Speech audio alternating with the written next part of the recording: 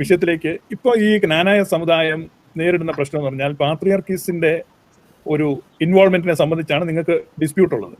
ഇപ്പോൾ സത്യത്തിൽ ഈ സമുദായം ഡിറൈവ് ചെയ്യപ്പെട്ടിരിക്കുന്നത് സിറിയൻ ക്രിസ്ത്യൻ എന്നുള്ള ഒരു ഇതിലാണ്. പ്രത്യേകിച്ച് നിങ്ങൾ എപ്പോഴും നിങ്ങൾ എഡേസയിൽ നിന്ന് ഒറിജിനേറ്റ് ചെയ്തിരിക്കുന്ന ആ ഒരു പൂർവികതയിലാണ് ഇത്ര നാൾ ഈ സമീപകാലം വരെ ജ്ഞാനായ സമുദായത്തിന്റെ എല്ലാ ഡെറിവേഷനും ഞാൻ കണ്ടിട്ടുള്ളൂ.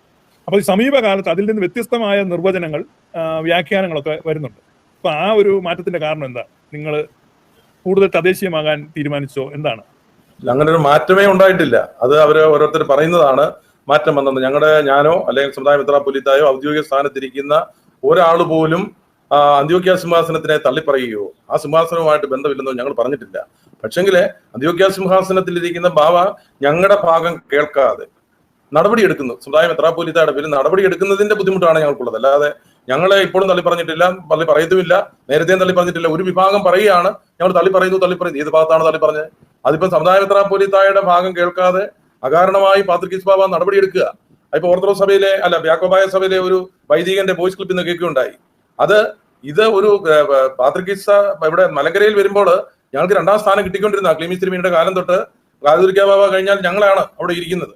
അപ്പൊ അങ്ങനെ ഒരു സ്ഥാനം കിട്ടിക്കൊണ്ടിരിക്കുന്ന ഞങ്ങൾക്ക് കുറച്ച് സെവറിയസ് തിരുമേനി എന്ന് പറയുന്ന ആള് 3 അദ്ദേഹത്തിന്റെ അധികാരങ്ങൾ അവർക്ക് കൊടുത്ത് 3 മേഖല തിരിച്ചു കൊടുത്തു. ക്ലീമിസ് തിരുമേനി 52 വർഷം ഇവിടെ ഭരിച്ചിട്ടും അദ്ദേഹം ഒരു അസിസ്റ്റന്റിനെ പോലും വെച്ചില്ല. ഇദ്ദേഹത്തിന് വേണേ വെക്കാതിരിക്കാമായിരുന്നു. പക്ഷെ ഇദ്ദേഹം സഭ വളരുമല്ലോ, അസോസിയേഷൻ പറഞ്ഞ് സഭ കുറച്ചുകൂടെ വളരട്ടെ എന്ന് കണ്ടൊരു 3 സഹായന്മാരെ വാഴിച്ചു. ആ സഹായന്മാരായിട്ടാണ് വാഴിച്ചിരിക്കുന്നത്. അല്ലാതെ അവരെ ഞങ്ങളെ അസോസിയേഷനിലാണ്. ഇവിടെ മറ്റുള്ള സഭ പോലല്ല. ഞങ്ങളുടെ അസോസിയേഷനാണ് ഇവിടെ മെത്രാച്ചന്മാരെ തെരഞ്ഞെടുത്തു കഴിഞ്ഞ് വാഴിക്കുന്നത് പാത്രിക്കീസ് ബാബായ. പക്ഷെ അസോസിയേഷൻ ഒരു ഡെസിഗ്നേഷനിൽ തെരഞ്ഞെടുക്കുകയാണ്. സമുദായ മെത്രാപ്പൊലീത്തായിട്ട് ഇവരെല്ലാം മത്സരിച്ചവരാ. ഇപ്പോഴത്തെ സഹായന്മാരെല്ലാം സമുദായ മെത്രാപ്പൊലീത്തായിട്ട് മത്സരിച്ച് തോറ്റവരാ. അപ്പൊ ഇദ്ദേഹത്തിനാണ് കൂടുതൽ വോട്ട് കിട്ടിയ. അദ്ദേഹം ഒരു സമുദായ മെത്രാപ്പൊലീത്ത ഉണ്ടായപ്പോൾ വീണ്ടും അസോസിയേഷൻ കൂടി സഹായ മെത്രാന്മാരുണ്ടാകണേ സഭ വളരുമല്ലോ, സമുദായം വളരുമല്ലോ, അമേരിക്കയിലും അതുപോലെ തന്നെ ഇങ്ങനെയുള്ള മേഖലകളൊക്കെ വളരുമല്ലോ എന്ന് വിചാരിച്ച് അവരെ കൂടെ സഹായ മെത്രാച്ചന്മാരാക്കി അവർക്ക് 3 മേഖലകളായിട്ട് തിരിച്ചു കൊടുത്തു. അപ്പൊ ഇപ്പം പറയുന്നത് അത് ആ മേഖലയെല്ലാം സ്വതന്ത്രമാണ്, ഞങ്ങൾ സമന്മാരാണെന്ന് പറയുന്നു. ഇപ്പൊ ജ്ഞാനായ സമുദായ അസോസിയേഷൻ അങ്ങനെയല്ല ആക്കിയിരിക്കുന്നത്. സഹായ മെത്രാച്ചന്മാരായിട്ട് ഇവിടെ നിന്നാൽ ഇവിടുത്തെ പ്രശ്നം തീരും. ഈ ജ്ഞാനായ അസോസിയേഷനിലെ ഞങ്ങളുടെ ഭരണഘടനയെ അംഗീകരിച്ചാൽ പ്രശ്നം തീരും. അപ്പൊ അസോസിയേഷനിലാണെങ്കിലും ഭൂരിപക്ഷം എവിടെയാണെങ്കിലും നമ്മുടെ എസ്പികോപ്പൽ സഭകളിൽ എസ്പികോപ്പലും ഡെമോക്രസി രണ്ടും കൂടി വേണമല്ലോ പോകാൻ. അപ്പൊ ഇതിനകത്ത് അവരുടെ കാലം അവര് പള്ളികളിൽ നിന്നുള്ള പള്ളി പ്രതിപുരുഷന്മാരാണ് അസോസിയേഷൻ എന്ന് പറയുന്നത്. ആ അസോസിയേഷന്റെ തീരുമാനം അനുസരിച്ച് പ്രവർത്തിക്കണമെന്ന് ഈ ഭരണഘടനയെ കൃത്യമായിട്ട് എഴുതിയിട്ടുണ്ട്. അതനുസരിച്ച് ഭരണഘടനയെ അംഗീകരിക്കുകയും അവരെ തെരഞ്ഞെടുത്ത രീതിയിൽ നിൽക്കുകയും ചെയ്താൽ ഇവിടെ യാതൊരു വിഷയവുമില്ല. അപ്പൊ പാത്രിക്കീസ് ബാബ അതിനകത്ത് കയറി ഇടപെട്ടിട്ട് അവര് സമന്മാരാണ്, 4 മേഖലകളും സ്വതന്ത്രമാണ്, അവർക്ക് അങ്ങനെ തിരിച്ച് അവിടെ സമുദായ മെത്രാപ്പൊലീത്ത ഒരു കൽപ്പന ഇറക്കണമെന്നുണ്ടെങ്കിൽ സഹായ മെത്രാച്ചനെ അയച്ചു കൊടുത്തിട്ട് അദ്ദേഹത്തിന്റെ മനസ്സിൽ കൊണ്ടുവരെ പള്ളികളിൽ വായിക്കാവുന്നതായി 15 കൽപ്പനയിൽ എഴുതി വെച്ചിരിക്കുന്നത്. അതുപോലെ തന്നെ ആ മേഖലകളിലെ ഒരു കാര്യത്തിലും വേറെ ഇവിടെ സ്വതന്ത്ര മേഖലയായിട്ടാണ് അതിനെ ഡിഫൈൻ ചെയ്തിരിക്കുന്നത്. ഓരോ പള്ളിയിലെ ബുക്കുകളോ അല്ലെങ്കിൽ അവിടുത്തെ നമ്മൾ ഡീറ്റെയിൽഡ് അങ്ങനെ പറയുമ്പോൾ ഈ നമ്മളെ കണ്ടുകൊണ്ടിരിക്കുന്ന ആളുകൾക്ക് ഇത് ഫോളോ ചെയ്യാൻ പറ്റത്തില്ല. കാരണം നമ്മുടെ ഈ ലൈവിന്റെ ഒരു പ്രധാന ഉദ്ദേശം നിങ്ങളുടെ ഈ ഇടയ്ക്കത്തെ പ്രശ്നം ഞങ്ങളൊക്കെ ഈ ഓൺലൈനിൽ കാണുന്നതല്ലാതെ എന്താണ് ശരിക്കും ഇഷ്യൂ എന്ന് പൊതുസമൂഹത്തിന് അറിയത്തില്ല. അപ്പം ആളുകളെ സംബന്ധിച്ച് എന്താണ് ആക്ച്വൽ ഇഷ്യൂ എന്ന് മനസ്സിലാക്കാനാണ് നമ്മൾ ഈ സെഷൻ വെക്കുന്നത്. മനസ്സിലായോ? പൊതുജനം ഇത് പിടികിട്ടും. അപ്പൊ 2 സൈഡിൽ നിന്നുള്ള ആളുകൾ പറയുമ്പോൾ എന്താണ് ആക്ച്വലി നിങ്ങളുടെ ഇടയിലെ കാര്യങ്ങൾ, പ്രത്യേകിച്ച് യാക്കോബായക്കാർക്ക് അറിയാൻ താല്പര്യമുണ്ട്. നിശ്ചയമായിട്ട് എല്ലാ ക്രിസ്ത്യാനികൾക്കും ഈവൻ ഇതര മതസ്ഥർക്ക് പോലും അറിയാൻ താല്പര്യമുണ്ട്. കാരണം നിങ്ങൾ വളരെ പുരാതനമായ ഒരു സമൂഹമാണ്. നിങ്ങളുടെ ഇടയിൽ ഇങ്ങനെ ഒരു പ്രശ്നം വരുന്നത് എന്തുകൊണ്ടാണ്? അപ്പൊ അതെന്താണെന്ന് അറിയാൻ ഒരു വാക്കിൽ പറഞ്ഞാൽ അസോസിയേഷൻ തെരഞ്ഞെടുത്തിരിക്കുന്നത് ഒരു സമുദായ മെത്രാപ്പൊലീത്തയും 3 സഹായ മെത്രാച്ചന്മാരുമാണ്. അതേ രീതിയിൽ നടന്നാൽ ഇവിടെ പ്രശ്നമില്ല. അല്ല, 3 സഹായ മെത്രാന്മാരല്ല, 3 നിസ്സഹായ മെത്രാന്മാരല്ലല്ലോ തെരഞ്ഞെടുത്ത്. അല്ല, സഹായിക്കാന്ന് പറയുമ്പോ ഗ്രാന കത്തോലിക്കാരിലുണ്ടല്ലോ, അവര് 3 പേരുണ്ടല്ലോ അവിടെ സഹായ മെത്രാച്ചന്മാരുണ്ട്. അപ്പൊ ഈ പറയുന്നത് ഇവര് സഹായ മെത്രാൻ എന്നുള്ളത് ഇംഗ്ലീഷിൽ പറഞ്ഞ അങ്ങനെ അസിസ്റ്റന്റ് എന്നാണോ? അസിസ്റ്റന്റ് ബിഷപ്പ് അങ്ങനെയാണോ വക്കീലെ നിങ്ങൾ എഴുതിയിരിക്കുന്നത്? അസിസ്റ്റന്റ് ബിഷപ്സ് ആയിട്ടാണ് നമ്മുടെ ഭരണഘടനയ്ക്ക് എഴുതിയിരിക്കുന്നത്. ആണ് ഭരണഘടനയുടെ ഇംഗ്ലീഷ് വേർഷനിൽ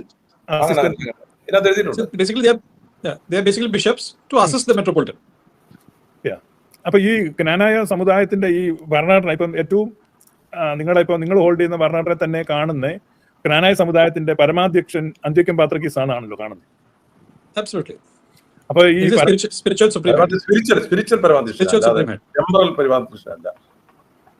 ആ ആസ്പെക്ട് നമ്മുടെ മർത്തമാ സഭ പിളർന്നു പോയ സമയത്ത് റോയൽ കോടതി വിധി വളരെ വ്യക്തമായിട്ട് പറയുന്നുണ്ട്. ആദിമകാലം തൊട്ട് പേട്രിയാക്ക് എന്നും സ്പിരിച്വൽ പവേഴ്സ് മാത്രമേ അപ്പോൾ ചെയ്തിട്ടുള്ളൂ. നമുക്ക് പണ്ട് അർക്കദിയാക്കന്മാരുണ്ടായിരുന്നു. അർക്കദിയാക്കന്മാരായിരുന്നു ടെമ്പറൽ പവേഴ്സ് ഹോൾഡ് ചെയ്തുകൊണ്ടിരുന്നത്. മാർ എബ്രഹാമിന്റെ സമയം വരെ ജോർജ് അർക്കദിയാക്കോനായിരുന്നു ടെമ്പറൽ മാറ്റേഴ്സ് കൈകാര്യം ചെയ്തുകൊണ്ടിരുന്നത്. മാർ എബ്രഹാം സ്പിരിച്വൽ കാര്യങ്ങളും വേദപുസ്തകവും പരിശീലനവും അതൊക്കെയായിരുന്നു ബാബാമാർ ചെയ്തുകൊണ്ടിരുന്നത്. അത് കഴിഞ്ഞിട്ട് മർത്തോമൻ മെത്രാപ്പൊലിത്തന്മാർ വന്നപ്പോൾ കൈവെപ്പാണ് അവർ പാത്രീസ് ബാവയിൽ നിന്ന് നേടിക്കൊണ്ടിരുന്നത്. പക്ഷെ ടെമ്പറൽ മാറ്റേഴ്സ് എല്ലാം മർത്തോമ മെത്രാപ്പൊലിത്തന്മാരാണ്, മലങ്കര മെത്രാപ്പൊലിത്തന്മാരാണ് കൈകാര്യം ചെയ്തുകൊണ്ട് പോകുന്നത്. അത് നമുക്ക് സഭാചരിത്രത്തിൽ അറിയാമല്ലോ. ഇത് റോയൽ കോടതി നമ്മുടെ ഇട്ടു പ്രൈറ്ററിന്റെ ചരിത്ര ഗവേഷണവും മറ്റേ നമ്മുടെ അല്ല, അത് നമുക്ക് റോയൽ കോടതി വിധിയിൽ പറയുന്നത് മലങ്കര മെത്രാപ്പൊലിത്ത ആയിരിക്കും ടെമ്പറൽ മാറ്റേഴ്സ് ഹോൾഡ് ചെയ്യുന്നതും. എക്സാക്ട്ലി അന്ത്യോക്യ പാത്രീസിനാൽ വാഴിക്കപ്പെടുന്ന മലങ്കര മെത്രാപ്പൊലിത്ത ആ വിധിയിലുണ്ട്. ഉണ്ട്, ആബ്സല്യൂട്ട്ലി. അത് ഞങ്ങളുടെ മെത്രാപ്പൊലിത്തമാരെ എല്ലാവരും മറ്റേ പാത്രീസ് ബാവയല്ലേ വാഴിക്കുന്നത്. അതെ, അതിലൊരു ബ്രേക്ക് വന്നിട്ടില്ലല്ലോ ഇതുവരെ. നിങ്ങളുടെ ഈ ഭരണഘടനയുടെ ആദ്യം തന്നെ പറയുന്നു അതാത് കാലത്ത് അന്ത്യോക്യൻ പാത്രീസ്മാർ വാഴിക്കുന്ന, അങ്ങനെ എഴുതിയിട്ടുണ്ടല്ലോ. യെസ്, അത് നമ്മൾ നിഷേധിക്കുന്നില്ലല്ലോ. അപ്പൊ അതായത് ഒരിക്കൽ വാഴിക്കുന്നത് എന്നേക്കും നാലാമത്തെ വകുപ്പ്. അതെ, യെസ്, ഭരണഘടനയുടെ 4ാമത്തെ വകുപ്പ്. അപ്പൊ അതാത് എത്രയാ പേജ്? പേജ് നമ്പർ 4, 4ാമത്തെ പേജ്. അതന്നെ, ഇതാണോ? അതെ. സ്ലീഹായി കടുത്ത വിശുദ്ധ സിംഹാസനത്തിന്മേൽ അതാത് കാലം വാഴുന്ന പാത്രീകീസന്മാരുടെയും ജ്ഞാനായ അസോസിയേഷനാൽ തെരഞ്ഞെടുക്കപ്പെടുന്ന, അപ്പൊ ഇവിടെ ഒരു അപ്പോഴപ്പോൾ വാഴിച്ചയക്കപ്പെടുന്ന മെത്രാപ്പൊലിത്തന്മാരുടെ മേലധികാരത്തിന് ആഴ്ചയ്ക്ക് കീഴ്പ്പെട്ട് നടന്നത്. അപ്പം അപ്പോൾ പാത്രീകീസ് ബാവ എന്ന് പറഞ്ഞാൽ അത് വൺസ് ഫോർ എവർ നല്ലല്ലോ അവിടെ എഴുതിയിരിക്കുന്നത്. ഇതിനകത്തൊരു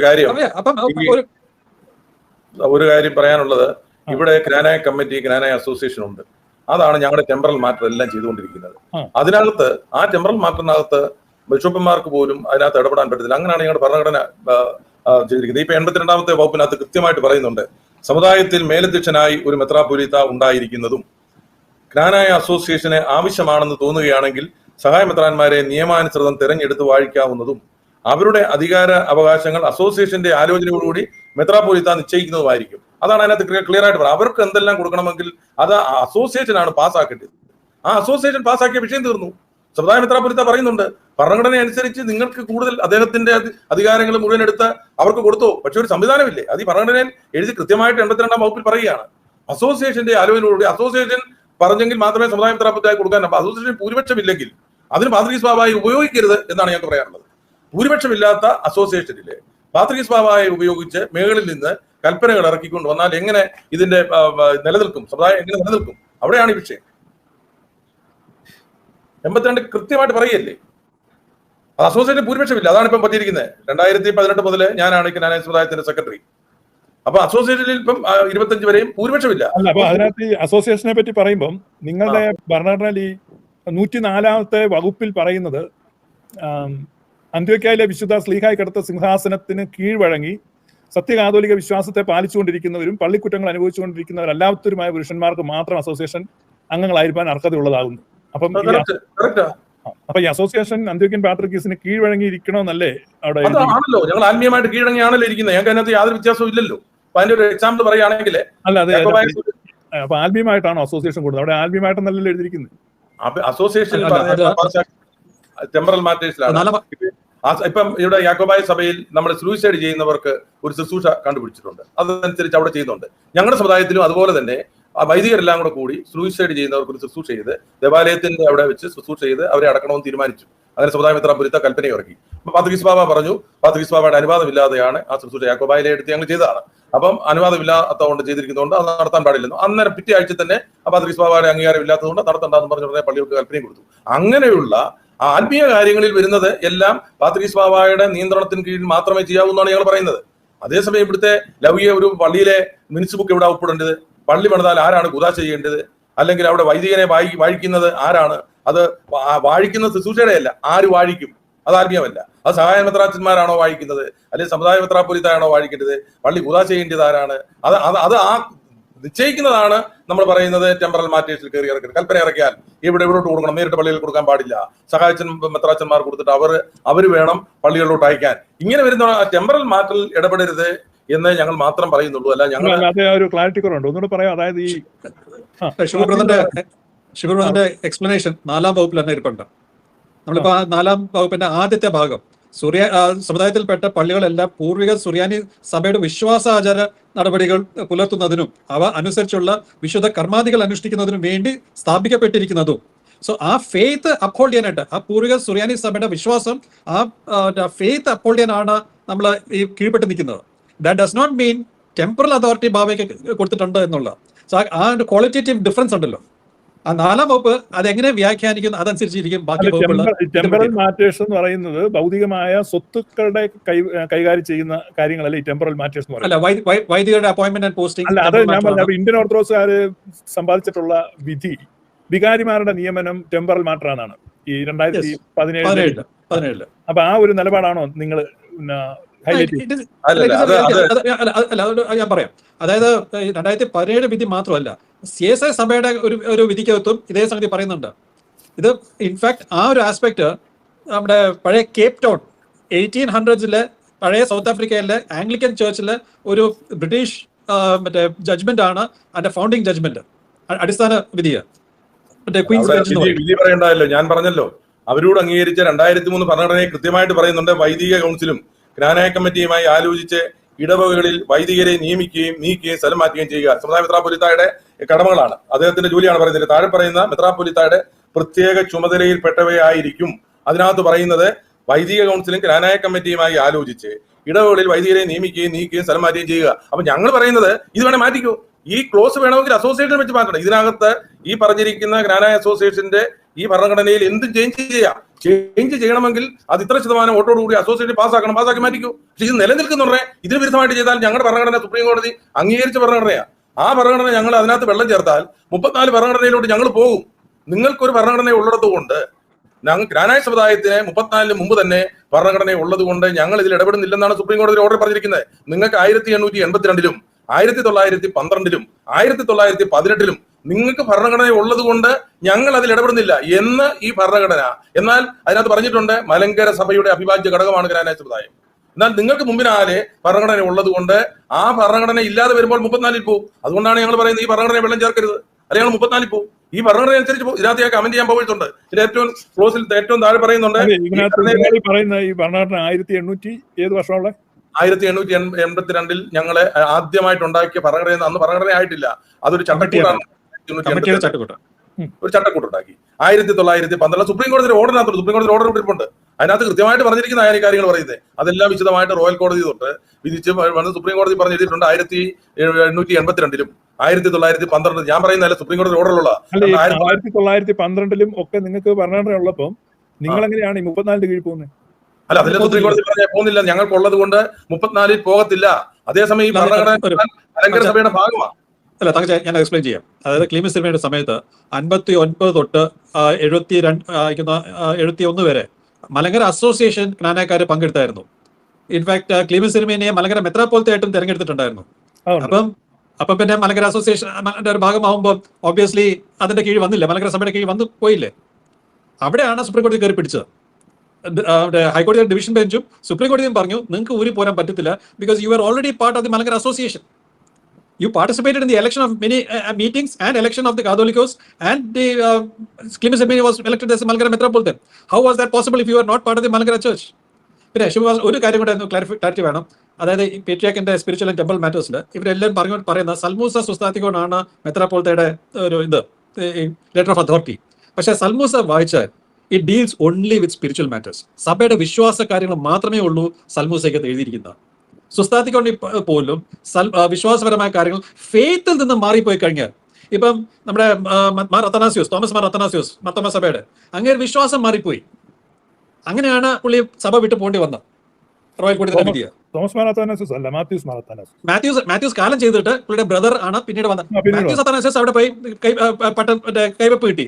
തോമസ് അത്തനാസ്യോസിന് കൈവെപ്പ് കൊടുത്താരാ? കോട്ടയം കോടതി കേസ് നടക്കുന്നത് തോമസ് മാർ അത്തനാസ്യോസ് ആണ്.